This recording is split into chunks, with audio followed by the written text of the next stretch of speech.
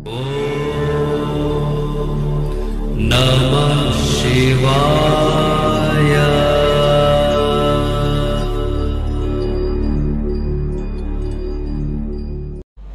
ओम नमः शिवाय।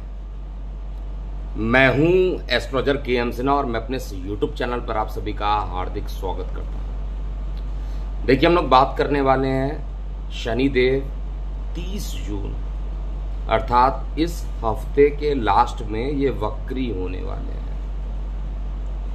शनिदेव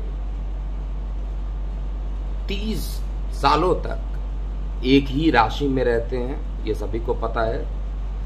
और ये कुंभ में काफी दिनों से थे। 29 मार्च 2025 को ये अपने मूल त्रिकोण राशि से निकल जाएंगे और मीन राशि में इनका प्रवेश हो जाएगा। तो आइए हम समझते हैं कि इसका प्रभाव क्या होगा सभी लोगों के जीवन पर।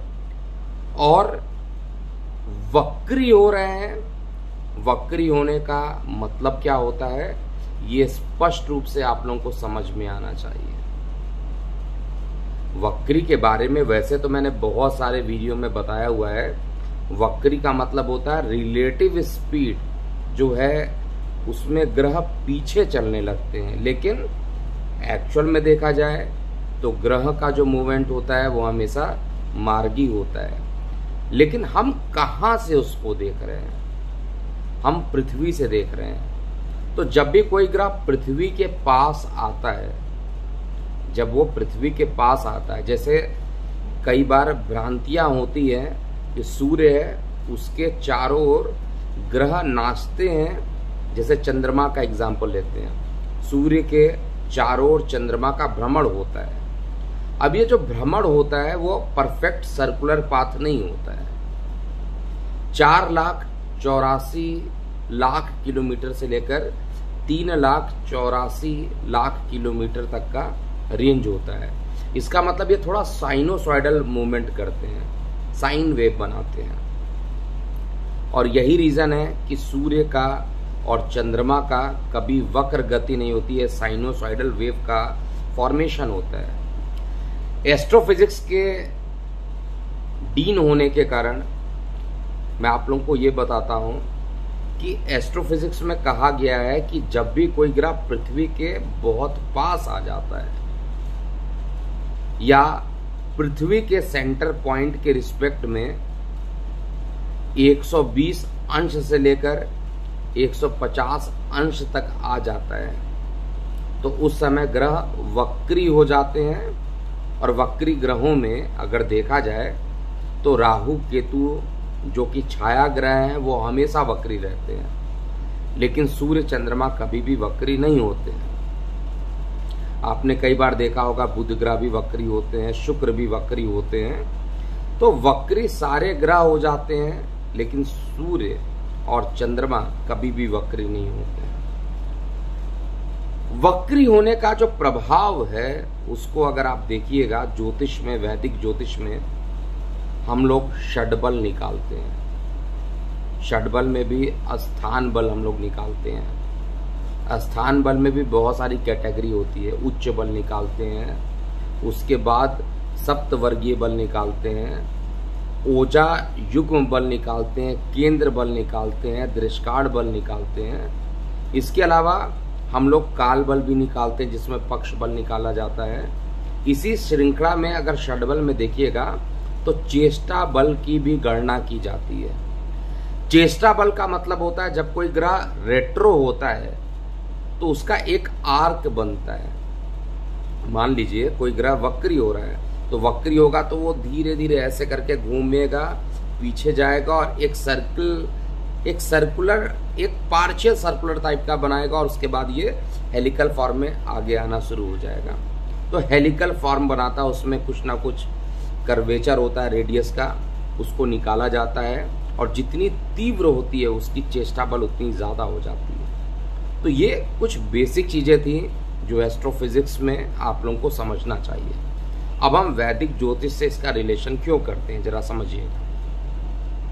जब भी कोई ग्रह पृथ्वी के सन्निकट होता है, डिस्टेंस कम फोर्स अधिक, भाई न्यूटन का तो सामान्य रूल सभी लोगों को पता होगा, F is equal to G m1 m2 upon r square, यानी F is proportional to 1 upon r square.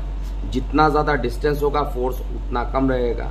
तो जब कोई पृथ्वी के सन्निकट आता है, वक्री हो जाता है, 150 अंश तक जब आ जाता है तो वक्री हो जाता है। और अगर आप देखिएगा तो इस समय कुंभ में शनिदेव है, और हम लोग जो गणना करते हैं, क्योंकि पृथ्वी कहीं पर नहीं होता तो सूर्य को आधार मान के चलते हैं, तो सूर्य से लेकर अगर कुंभ, सूर्य वर्तमान में मिथुन राशि में गोचर कर रहे हैं। अब मिथुन राशि में जो इनका गोचर हो रहा है, वहां से अगर आप काउंट कीजिएगा तो कुंभ के बाद क्या आता है, मीन, मीन के बाद क्या आता है, मेष, मेष के क्या बाद आता है, वृषभ, वृषभ के बाद क्या आता है, मिथुन। तो अगर कुंभ और मिथुन के बीच का अगर अंशात्मक बल अगर आप देखिएगा तो ये लगभग 120 डिग्री से ज्यादा हो जाता है। सामान्यतः जितने भी ग्रह वक्री होते हैं उनका रिलेटिव स्टेट इतना ही अंश तक होता है, पृथ्वी के सन्निकट हो जाते हैं। इसलिए शास्त्र में कहा गया है कि ये उच्च बल के समान ही फल देने वाले हो जाते हैं। ये बात अलग है कि जिनकी कुंडली में इनका प्रभाव होगा वक्री होने पर बहुत ज्यादा हो जाएगा। उदाहरण के लिए अगर आपकी कुंडली में ये मारक ग्रह बन गए तो मारकत्व को बहुत ज्यादा बढ़ा देंगे, कारक ग्रह है तो कारकत्व को ज्यादा बढ़ा देंगे, बाधक ग्रह है और गुलिक के साथ ये संयोग कर रहे हैं। इसके अलावा दृष्टिकांड में 20 नंबर जो 22वां दृष्टिकांड होता है, 22 नंबर 22वें दृष्टिकांड में हो या 64वें नवमांश में हो, तो ऐसे कंडीशन में लोगों को ज्यादा परेशानियां होंगी, क्योंकि ये पास आ गए हैं पृथ्वी के, कंपैरेटिवली रिलेटिवली ये पास आ गए हैं, इसलिए इसका प्रभाव ज्यादा होगा। इसको एक और उदाहरण से समझ सकते हैं। जब पृथ्वी के सन्निकट चंद्रमा आ जाता है तो उस समय ज्वार भाटा बहुत तेजी से बढ़ जाता है, क्योंकि फोर्स ऑफ अट्रैक्शन जो रहता है, क्योंकि डिस्टेंस कम फोर्स अधिक, और ऐसे कंडीशन में फोर्स ज्यादा अप्लाई हो जाता है। चंद्रमा जल का कारक भी इसीलिए माना जाता है, जल को तेजी से ही अपने तरफ अट्रैक्ट करता है। सभी ग्रहों का अट्रैक्शन अलग अलग होता है, कुछ जल को ज्यादा खींचते हैं, कुछ वायु को ज्यादा खींच लेते हैं, कुछ अग्नि को ज्यादा खींचते हैं, कुछ आकाश तत्व को ज्यादा खींचते हैं। तो ये अलग अलग ग्रहों के कारण होता है। उदाहरण के लिए चंद्रमा जल का कारक है तो जल के तत्व को अपने तरफ खींचेगा। इसके अलावा अगर हम बात करते हैं मंगल देव के बारे में, तो मंगल एक ऊर्जा को बहुत तेजी से खींचेगा। देवगुरु बृहस्पति वायु तत्व आकाश तत्व को अपने तरफ खींचेगा, और शनि क्योंकि वायु तत्व है और ये वक्री होने वाले हैं, तो ऐसे कंडीशन में ये वायु के तत्व को, जिनको वायु से परेशानियां होती हैं, उनकी परेशानियों को और बढ़ा देंगे, वायु तत्व को अपने तरफ खींच लेंगे। सपोज कीजिए वायु की कमी हो जाए और आप ब्रोंकाइटिस या एस्थमा से जूझ रहे हैं, रेस्पिरेटरी डिसऑर्डर है, तो ऐसे कंडीशन में ये शनि का जो वक्री गति है ऐसे लोगों के लिए खतरनाक है। और दूसरी बात है कि ये 13 दिन का पक्ष भी चल रहा है, 13 दिन के पक्ष में शनिदेव वक्री भी हो रहे हैं, तो आपको बेहद ध्यान देने की जरूरत है यहाँ पर। अब प्रत्येक लग्न वाले जातकों पर इसका क्या प्रभाव पड़ेगा इसको भी हम समझेंगे, और मैं बहुत शॉर्ट रखना चाहता हूँ, पॉइंट टू पॉइंट 2 से 3 बातें बताऊंगा जिससे कि आप लोग समझिए, क्योंकि ये पूरे 5 महीने तक लगभग वक्री रहेंगे, 135 दिनों तक। तो इसका जो प्रभाव होगा वो अन्य ग्रहों के भी राशि परिवर्तन से होगा। जैसे मंगल का भी राशि परिवर्तन 12 जुलाई को हो जाएगा। अभी शनि मंगल में युति चल रही थी, अब शनि मंगल से दूर हो जाएंगे और शनि के रिस्पेक्ट में चतुर्थ भाव में आ जाएंगे। लेकिन 13 दिन का जो पक्ष है सामान्यतः शुभ नहीं माना जाता है। फिर समझिएगा मैं वर्ड सामान्यता बोल रहा हूँ, हमेशा नहीं होता, सामान्यता अच्छा नहीं माना जाता है। इसलिए जल प्रलय का होना, जल से बड़ी हानि होना, क्योंकि चंद्रमा पक्ष को निर्धारित करता है, और चंद्रमा अगर 13 दिन में ही पक्ष को कंप्लीट कर ले रहा है, इसका मतलब है इसका प्रभाव ज़्यादा रहेगा। और ऐसी कुंडली में जिनके में शनि की महादशा चल रही है या चंद्रमा की महादशा चल रही है, और शनि और चंद्रमा दोनों ही खराब पोजीशन पर बैठे हैं, तो ऐसे कंडीशन में वो खराब रिजल्ट ही देंगे। चलिए बात करते हैं मेष लग्न वाले जातकों के लिए। मेष लग्न की अगर बात किया जाए तो अभी आप पर शनि देव की वक्री दृष्टि अब आपके लग्न पर पड़ेगी, लग्न पे पड़ेगी। और वैसे भी कहा जाए अगर कुंडली में तात्कालिक मित्रता में है तब तो रिजल्ट अच्छा देगा, लेकिन सामान्यतः कहा जाए तो ये प्रभाव आपको आपके जो परेशानियां चल रही थी, जैसे कर्म स्थान को लेकर, जॉब को लेकर, इनकम को लेकर, इन परेशानियों को थोड़ा कम करेंगे, लेकिन कोई भी काम जल्दी नहीं बनने देंगे इससे रिलेटेड, क्योंकि डिले कर देंगे। वक्री होने पर इनका और फल डिले होना प्रारंभ हो जाता है। प्रभावी ज़्यादा रहेंगे, लेकिन इसका जो प्रभाव होगा, जो रिजल्ट होगा, थोड़ा डिले में होगा। इसलिए आपको बिल्कुल भी परेशान होने की ज़रूरत नहीं है। मानसिक चिंताएं थोड़ी बढ़ेंगी, लेकिन इस समय आपको मंगल का ही बीज मंत्र करना चाहिए, हनुमान चालीसा करना चाहिए, जिससे ये परेशानी आपको ज़्यादा टाइम तक ना रहे। शनिदेव क्योंकि जहां पर बैठे हैं वहां से आपको अकल्ट साइंसेस यानी गुप्त ज्ञान, तंत्र मंत्र, ज्योतिष, इसके तरफ भी आपको ले जाएंगे। रिसर्च डेवलपमेंट से जुड़ाव करते हैं तो उसमें भी बहुत ही अच्छा रिजल्ट देने वाले हैं। तो ओवरऑल वक्री होना एटलीस्ट कहा जाए, शरीर पे थोड़े पिंपल्स इत्यादि बढ़ जाएंगे, हो सकता है मानसिक तनाव रहे, लेकिन आय के साधन में अच्छा रिजल्ट देंगे। और गुप्त ज्ञान जो होता है, अकल्ट साइंसेस होता है, उसके तरफ आपका झुकाव भी ज़्यादा बढ़ाएंगे। पैतृक संपत्ति में किसी प्रकार की परेशानी चल रही थी तो पैतृक संपत्ति जो परेशानियां हैं उसको दूर करेंगे और कंपैरेटिवली अच्छा रिजल्ट यहाँ पर देने वाले हैं। वृषभ लग्न की बात करते हैं। देखिए, वृषभ लग्न वाले जातकों के लिए देखा जाए तो शनि देव आपके 10वें भाव में जाकर वक्री हो रहे हैं। अब शनि देव 10वें भाव में, क्योंकि 11 नंबर आपके लिखा है, एकादश भाव में 12, द्वादश में 1 और लगन में 2 नंबर, तो 10वें भाव के मालिक हैं और साथ में 9वें भाव के भी मालिक हैं, वक्री हो रहे हैं। वक्री शनि का प्रभाव आपके जॉब से रिलेटेड बहुत अच्छा हो सकता है। अगर आप कोई मैन्युफैक्चरिंग काम करते हैं उससे संबंधित काफ़ी अच्छे रिजल्ट मिलेंगे, भाग्य का साथ मिलेगा। और कुंडली में अगर इसकी पोजीशन अच्छी है तो रिजल्ट बहुत ही अच्छा आपको मिलने वाला है। लेकिन विवाह के मामले में जिनके विवाह तय हुए हैं उनमें थोड़ा कुछ विलंब भी शनिदेव यहाँ करा सकते हैं। मिथुन लग्न की बात करते हैं। मिथुन लग्न में शनिदेव का वक्री होना, क्योंकि मिथुन लग्न में जो शनिदेव हैं वो अपने मूल त्रिकोण राशि में भाग्य भाव में है, अत्यंत योग कारक माने जाते हैं और यहाँ से बैठ के आपके न्यायिक प्रक्रिया को भी देख रहे हैं। तो परिश्रम आपको ज़्यादा कराएंगे, यहाँ पे भाग्य का सहयोग में थोड़ा विलंब कराएंगे, लंबी दूरी की धार्मिक यात्रा भी कराएंगे और न्यायिक मामलों में बहुत पुराने केस अगर आपके ऊपर चल रहे थे तो उसमें आपको अच्छे परिणाम शनिदेव यहाँ पर देने वाले हैं। कुल मिलाकर शनिदेव की उपस्थिति कैसी आपके चार्ट में है इस पे भी ये डिपेंड करता है, लेकिन रिजल्ट जो रहेगा वो बहुत ही अच्छा होने वाला है। कर्क लग्न की बात करते हैं। देखिए, कर्क लग्न में शनिदेव अष्टमेश हैं और अष्टम में जाकर स्वगृही हैं, मूल त्रिकोण में है। तो एक बार फिर आपका भाग्य, देखिए 13 दिन का जो पक्ष है उसमें मैंने बोला थोड़ा कर्क लग्न में थोड़ी परेशानी होगी, मानसिक परेशानी हो सकती है, उदर संबंधित विकार हो सकते हैं, ब्लड प्रेशर में फ्लक्चुएशन हो सकता है। लेकिन ये वक्री शनि का होना आपके अष्टम भाव में, अष्टम भाव शनि का कारक भाव होता है और इस भाव में शनिदेव अगर वक्री हो रहे हैं तो रिजल्ट आपके लिए बहुत खराब नहीं देने वाले हैं। मारक हैं ये सभी लोग जानते हैं, लेकिन जब कोई ग्रह स्वगृही हो जाता है, वक्री हो जाता है, तो महकत वैसे ही बहुत कम हो जाती है।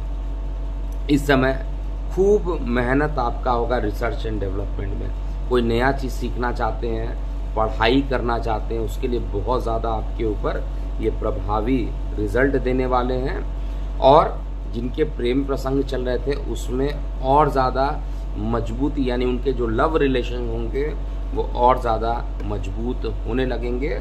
और साथ में कार्य व्यवसाय में भी एक दृढ़ता आपको मिलना प्रारंभ हो जाएगा। सिंह लग्न की बात करते हैं। देखिए, सिंह लग्न वाले जितने भी जातक हैं उनमें शनिदेव आपके सप्तम भाव में गोचर कर रहे हैं। सप्तम भाव में ही वक्री होंगे। सप्तम भाव जो होता है जीवन साथी का होता है। तो जिनके विवाह नहीं हो रहे थे, वक्री शनि का जो प्रभाव है विवाह को बढ़ाएगा। बहुत आश्चर्यचकित आप होंगे कि शनि जो है सप्तम भाव में रहता है तो विलंब के कारक माने जाते हैं, तो विवाह कैसे कराएंगे। लेकिन जब ये वक्री होंगे तो उच्च ग्रह के समान फल देंगे। ये सिंह लग्न में भी ये वक्री होते हैं, मतलब इनको हम मारकत्व की संज्ञा दी जाती है, मारक ग्रह हैं, फिर भी विवाह संबंधित यानी विवाह partner, life partner, business partner, इसमें एक अच्छे रिजल्ट सिंह लग्न वाले जातकों को निश्चित रूप से मिलने वाले हैं। मकान बनाना चाहते हैं, प्रॉपर्टी बनाना चाहते हैं, तो सिंह लग्न वाले जातकों के लिए मकान के लिए भी अच्छा, प्रॉपर्टी के लिए भी अच्छा, और हर तरीके से डिसिप्लिन में रहकर काम आपको सिखाएंगे। कन्या लग्न की बात करें, देखिए कन्या लग्न में क्योंकि मूल त्रिकोण षष्ठम भाव में ही ये वक्री हो रहे हैं तो न्यायिक मामलों में जबरदस्त सफलता यहाँ पर देंगे। आपके लिए शत्रुहंता योग बनाएंगे, शत्रु जितने भी थे वो खत्म होंगे। लोन के लिए अगर आपने अप्लाई किया तो थोड़ा विलंब कराएंगे लेकिन लोन आपको देंगे। इसके अलावा शनिदेव की ये जो पोजीशन है वो आपके भाई बहनों के साथ सहयोग, मधुरता बने रहना, और जिनको ब्रोंकाइटिस अस्थमा थी उसमें भी थोड़ा रिलैक्सेशन करने की कोशिश करेंगे। बस डिस्क्लेमर यही है, आपकी कुंडली में भी शुभ पोजीशन पर ये होने चाहिए। तुला लग्न की बात किया जाए तो तुला लग्न में शनिदेव पंचम भाव में वक्री हो रहे हैं। पंचम भाव में वक्री होना विवाह के लिए अच्छा है, क्योंकि विवाह पर जो दृष्टि पड़ रही थी अब उल्टा ये इसकी टेंडेंसी मुड़ चुकी है। अब टेंडेंसी मुड़ गई है तो विवाह के लिए एक अच्छा समय जरूर दे देंगे। हालांकि जीवन साथी के साथ कुछ मतभेद भी रहेंगे इस ड्यूरेशन में, इसको भी आपको याद रखना चाहिए। धन से संबंधित एक डिसिप्लिन भी आपको सिखाएंगे। धन का जो संचार नहीं हो रहा था उस संचार को ये जरूर उत्पन्न करेंगे। न्यायिक मामलों में बहुत अच्छा रिजल्ट नहीं देने वाले हैं, लेकिन फिर भी शनिदेव का प्रॉपर्टी से रिलेटेड कोई काम अगर आप करना चाहते हैं शनिदेव अच्छा रिजल्ट देंगे। वृश्चिक लग्न की बात करते हैं। वृश्चिक लग्न में शनिदेव आपके सुख स्थान पर वक्री हो रहे हैं। एक बार पुनः मकान खरीदना, प्रॉपर्टी खरीदना, इसके तरफ शनिदेव आपका मन आकर्षित करेंगे। कार्य व्यवसाय में कुछ विलंब के साथ लेकिन एक अच्छा समय आपके लिए लाने वाले हैं। इसके अलावा शनिदेव यहाँ पर बैठकर न्यायिक प्रक्रिया को देखेंगे तो जो न्याय की प्रक्रिया आपके ऊपर कमजोर थी अब बहुत प्रभावशाली होगा। जो लोग आप पर लीगल केस किए हुए हैं वो वापस मुड़ जाएंगे। और इस समय शनिदेव का वक्री होना, क्योंकि लग्न पर भी दृष्टि पड़ेगी, तो आप बहुत गंभीरता के साथ किसी भी विषय में आगे बढ़ेंगे। धनु लग्न की बात करते हैं। धनु लग्न में क्योंकि आपके पराक्रम भाव में शनिदेव वक्री हो रहे हैं, अपने मूल त्रिकोण में वक्री हो रहे हैं, यहाँ पर आपके नेम फेम को बढ़ाएंगे लेकिन मेहनत दोगुना बढ़ जाएगा। इस बात को आप याद रखिएगा, मेहनत से पीछे मत हटिएगा। और लगातार यहाँ के जो शनिदेव हैं विदेशों से लाभान्वित कराएंगे। छोटे भाई बहनों के साथ संबंध अच्छे होंगे। जिनको ब्रोंकाइटिस अस्थमा की समस्या है वो समस्या थोड़ी बढ़ सकती है, इस बात को आपको ध्यान देना पड़ेगा। और मन में कुछ उलझने भी रहेंगी इस समय। कार्य व्यवसाय में आपके साथ कुछ राजनीतिकरण हो सकती है, इसलिए बेटर होगा आप अपने कार्य को सही ढंग से करें तो अच्छा रहेगा। अंतिम 3 लग्न की बात करें तो मकर लग्न। मकर लग्न में जो प्रभाव पड़ेगा, क्योंकि शनिदेव आपके द्वितीय भाव में वक्री हो रहे हैं, मकान, भूमि, वाहन से संबंधित एक अच्छे परिणाम शनिदेव यहाँ पर देंगे। लेकिन जिनको लंग्स में इन्फेक्शन है, ब्रोंकाइटिस है, अस्थमा है, उनके लिए समय अच्छा नहीं है। आपके माता के लिए भी समय बहुत अच्छा नहीं है। लेकिन इनकम के स्थान पर ये देखेंगे तो इनकम को बढ़ाने की पूरी कोशिश करेंगे, महाधनी योग का निर्माण करेंगे, फंसे हुए धन को ये निकालेंगे और माइंड जो रहेगा इस समय, जो परेशानियां चल रही थी उन परेशानियों से बाहर होंगे, मन प्रसन्न रहेगा और पूरा डेडिकेशन आप कार्य व्यवसाय में लगाएंगे। कुंभ लग्न की बात करें, देखिए कुंभ लग्न में क्योंकि आपके लग्न भाव में ही जाकर ये वक्री हो रहे हैं तो कार्य व्यवसाय से संबंधित स्लो डाउन हो सकता है। किसी भी चीज को, जो काम आप आज करना चाह रहे हैं वो थोड़ा सा कल पर चला जाएगा और इस तरीके से डिले होना प्रारंभ हो जाएगा। धार्मिक यात्राएं होंगी, धर्म के प्रति झुकाव बढ़ेगा और शेयर सट्टा लॉटरी से दूरी बना लीजिए इस पूरे ड्यूरेशन में, तो आपके लिए अच्छा रहेगा। शनि का बीज मंत्र कीजिए, क्योंकि पूरा प्रभाव इस बात पे भी डिपेंड करेगा कि आपकी कुंडली में शनि की उपस्थिति क्या है और 13 दिन का पक्ष चल रहा है तो चंद्रमा की उपस्थिति भी क्या है। जिनकी कुंडली में केमद्रुक दोष है, जिनकी कुंडली में पार्श्विक दोष है, जिनकी कुंडली में विष दोष है, उनके लिए समय थोड़ा कठिनाईपूर्ण होगा। अंतिम लग्न की बात करते हैं, मीन लग्न वाले जातकों के लिए वक्री शनि कैसा प्रभाव देंगे। देखिए वक्री शनि जो है मीन लग्न वाले जातकों के लिए ओवरऑल कहा जाए द्वादश भाव के मालिक हैं और वहीं पर जाकर वक्री हो रहे हैं, विदेशों से लाभ कराएंगे। जो लोग विदेश यात्रा करना चाहते हैं उनके लिए अच्छा। परिवार में अगर तनाव चल रहा था किसी बात को लेकर, उस तनाव को कम करेंगे। धन के संचार में थोड़ी सी डिले करेंगे लेकिन धन बचेगा। और सबसे इम्पोर्टेंट बात क्या है कि यहाँ पर रहकर पिता के स्वास्थ्य को भी रिकवर करेंगे। तो ओवरऑल मुझे बहुत ज़्यादा खराब नहीं दिखाई दे रहा है समय। वक्री शनि का जो प्रभाव है केवल इस बात पे डिपेंड करेगा कुंडली में आपके क्या पोजीशन है। अगर आपको बहुत ज़्यादा परेशानी है तो आपको अपनी कुंडली का विश्लेषण करा लेना चाहिए। मेरा जो व्हाट्सएप नंबर है वो 9818318303 है। आप यहाँ पर व्हाट्सएप करके कंसल्टेशन ले सकते हैं। अगर आपको ये वीडियो अच्छा लगता है तो आप इसको सब्सक्राइब कीजिए, शेयर कीजिए और बेल आइकन को दबा दीजिए ताकि जब भी मेरे वीडियो आए सबसे पहले आप तक पहुंच जाए। तो अभी के लिए इतना ही। मैं हूं एस्ट्रोलॉजर के एम सिन्हा। ओम नमः शिवाय।